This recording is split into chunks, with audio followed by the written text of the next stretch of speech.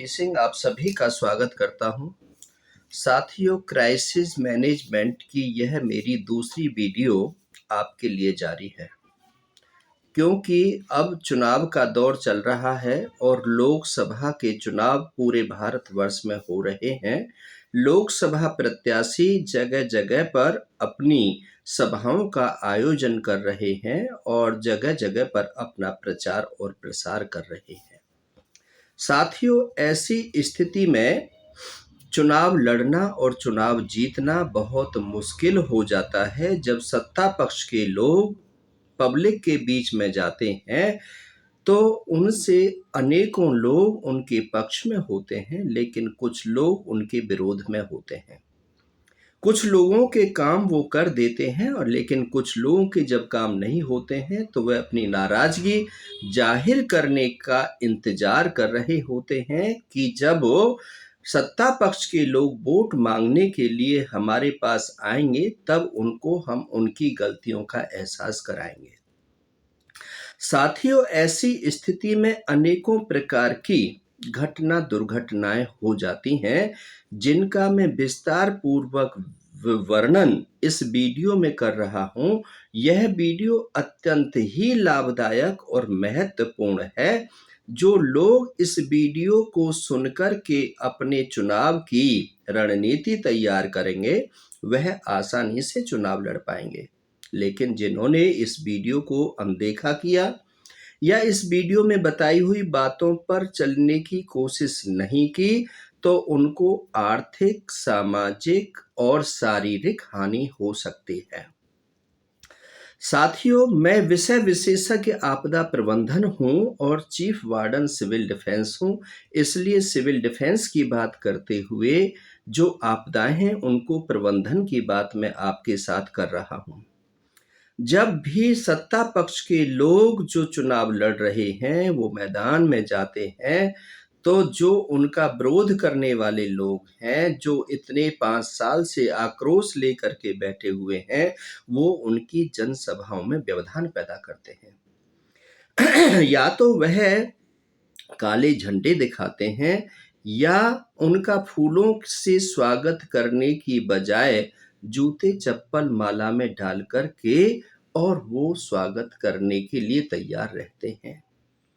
कई बार देखा गया है कि वानर सेना जो छोटे-छोटे बच्चे होते हैं, युवा साथी होते हैं, उनको वो अपने कॉन्फिडेंस में ले लेते हैं और जब भाषण चल रहा होता है, उस समय पत्थरबाजी शुरू करा देते हैं। या जो गांव के बड़े बूढ़े लोग होते हैं, बुजुर्ग लोग होते हैं, उनसे चप्पल जूते फेंकवा करके अपना विरोध हासिल करा देते हैं।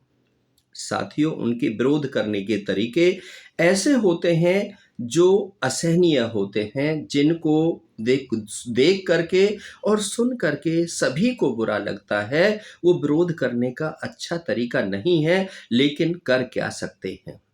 कई जगह पर तो देखा जाता है कि जब गांव देहात में जाते हैं, कच्चे रास्ते होते हैं, उन रास्तों में ही गड्ढे कर देते हैं या पानी का ट्यूबवेल का जो पानी होता है उसको फैला देते हैं, कीचड़ कर देते हैं ताकि आगे वो निकल ना सके। साथियों, कई बार ऐसा भी देखा गया है कि कुछ लोग घाघ लगा करके बैठ जाते हैं कि इस रास्ते से नेताजी निकलेंगे तो उनको गोलियों से भून दिया जाएगा। तो उनके जो वाहन होता है, जो गाड़ी होती है, उस पर गोलियों से आक्रमण कर देते हैं। या कई बार ऐसा भी देखा गया है कि वो आक्रामक जो रूप है, वो शीशों पे पत्थर फेंक करके उनको घायल कर देते हैं। साथियों, चुनाव लड़ना बहुत सारे लोग जानते हैं। बहुत सारे लोग चाहते हैं कि मैं एमपी बन जाऊं, लेकिन एमपी बनना इतना आसान नहीं है। एमपी बनने के लिए सबको साथ लेकर के चलना बहुत मुश्किल होता है। सबकी कसौटी पर खरा उतरना बहुत मुश्किल होता है। बड़ा समझना पड़ता है इस लोकतंत्र में सब लोगों को। लेकिन कोई जाति के नाम पर उठ जाता है, तो कोई धर्म के नाम पर उठ जाता है। किसी के बच्चे को नौकरी नहीं मिली, तो किसी के शहर का विकास नहीं हुआ। किसी की गली पक्की नहीं कराई, तो किसी का ट्यूबवेल का कनेक्शन नहीं दिलवाया।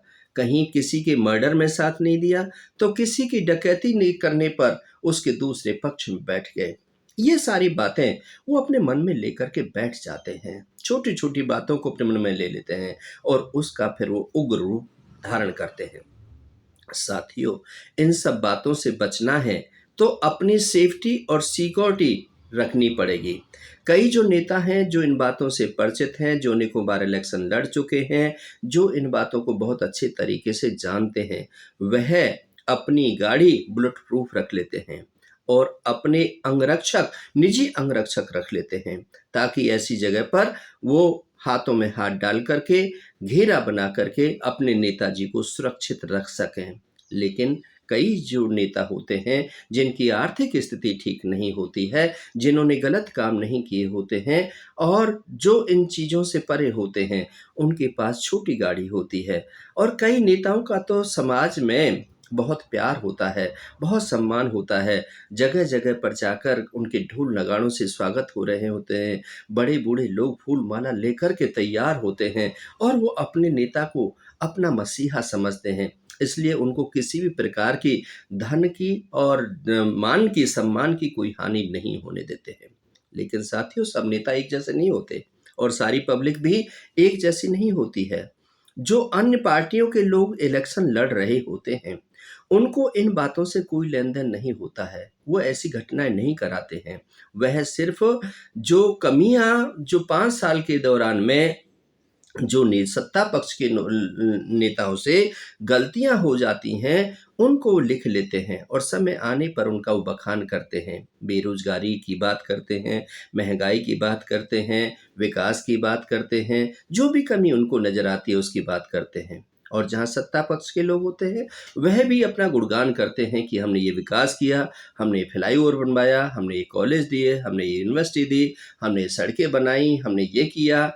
तो वो दोनों पक्ष अपनी-अपनी जगह पर ठीक होते हैं, लेकिन कुछ स्वतंत्र प्रभार के भी लोग होते हैं, जो सिर्फ़ इसलिए खड़े होते हैं कि कोई भी पक्ष के लोग हमें कम से कम थोड़ा-सा हमारी समाज में पकड़ बने और हमें कुछ सम्मान मिले। तो साथियों, ये लोकसभा का चुनाव चल रहा है। अनेकों प्रकार के क्राइसिस इसमें आने हैं, लेकिन उनको मैनेज करने के लिए मैं सभी से निवेदन करता हूँ, सभी लोकसभा प्रत्याशियों से निवेदन करता हूँ कि आने वाली स्थिति परिस्थिति से निपटने के लिए तैयार रहें। जहाँ पर जिस क्षेत्र में जा रहे हैं, पहले से वहाँ सूचना दे दें।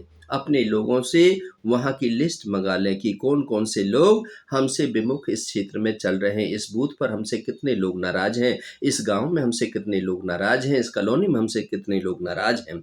और जो लोग नाराज़ हैं, उनकी जब लिस्ट आ जाती है, तो अपने दाएँ-बाएँ पक्ष के लोगों से उनको मनाने की कोशिश करें, ताकि वो आपके चुनाव में बाधा ना बने।